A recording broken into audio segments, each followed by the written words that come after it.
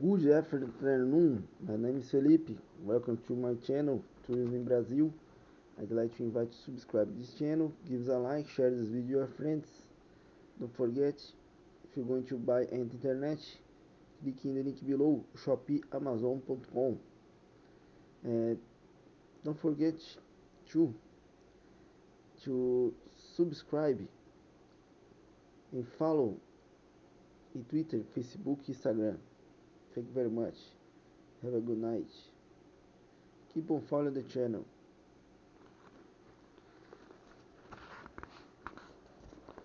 Obtaining foreign exchange. In very simplified terms, when a seller must be paid, the buyer goes to his local bank and using local currency must buy the foreign currency of the seller's nation and use that currency to settle his account. For most firms, receiving payment in their home nation's currency is the norm. It is not, however, without its own complexities. For example, widget company finds a customer in Mexico willing to pay the right price to buy widgets. The Mexican firm is financially sound and is an excellent potential distributor for the product. The only problem is that it cannot obtain US dollars. It has plenty of pesos, but no dollars. Widget, on other hands, has no need for pesos. It cannot pay its employees or suppliers in pesos. Thus, even though the potential for business exists, the unavailability of foreign exchange prevents consummation of the deal. Foreign exchange is the currency of another nation. In the United States, pesos would be foreign exchange.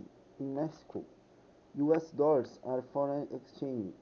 The dollar is the most important currency of foreign exchange because it is widely used internationally for foreign settlement payments. An obvious question becomes, how does a country get foreign exchange?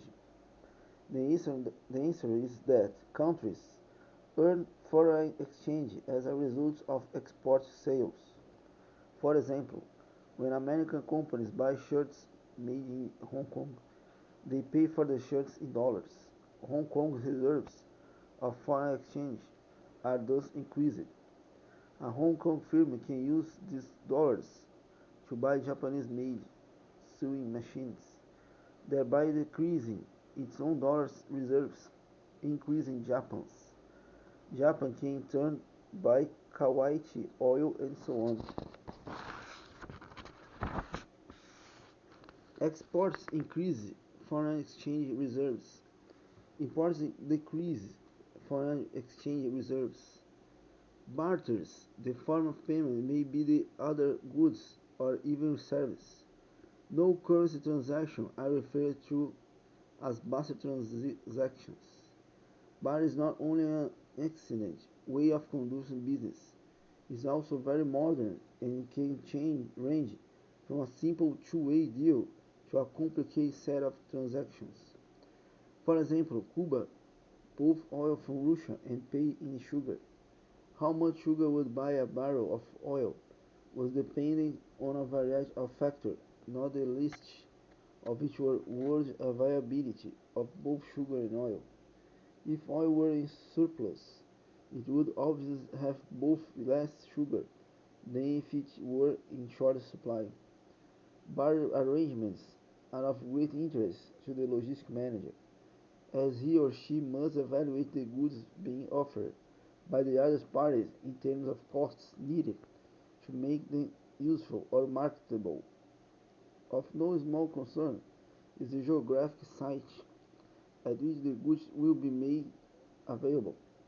In April 1993, Kansas grain trade and grain to Russia for rubles, which have no value outside Russia, and used the rubles to buy 100 Russian railroad diesel locomotives. The dollar value of grain and the locomotives was estimated to 5.5 million. An effort was being made to sell then a short line U.S. railroads on third countries, or to major U.S. railroads for use as switch engines.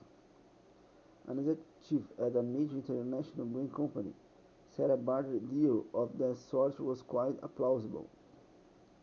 In this day and age with the Russians, you just never can tell, he said. His company has engaged in barter of Russian-built truckers and tractors, but never brought them into the United States. The Russians make cheap, simple machines, and they run forever. This source said Russian tractors are a hell of a deal. So, for someone in Latin America or the Far East, where they are cheaper in barter than the cost of buying US tractors locally. Such barter and cross-trading arrangements are complicated, risky and best performed by expert brokers in the field who specialize in this increasingly important meaning of conducting international trade. Banking and bank documents are discussed in the previous section of the most important factor in the negotiation of a sales agreement is the negotiation of mutually acceptable payment terms. Payment terms are the means by which the transaction will be financed. Two primary considerations for both parties are the protection of assets and the cost of trade financing. In discussion, the various payment modes, five were identified as commonly used: cash in advance, open account, date draft documents against acceptance, cite draft documents against payment, and file letter of credit. The risks associated with each of these payment modes were also discussed. This section will amplify what has been said to thus far and examine the way banking documents are prepared and used. First, consider the five basic payment modes in terms of relative risk, that is, from most safe to least safe. Clearly, the safe option for the exporter is cash in advance. It is not only risk-free, but it also carries the least financial burden. Next safest is letter of credit, which a letter of credit has the operative financial instrument. A bank has granted payment to the seller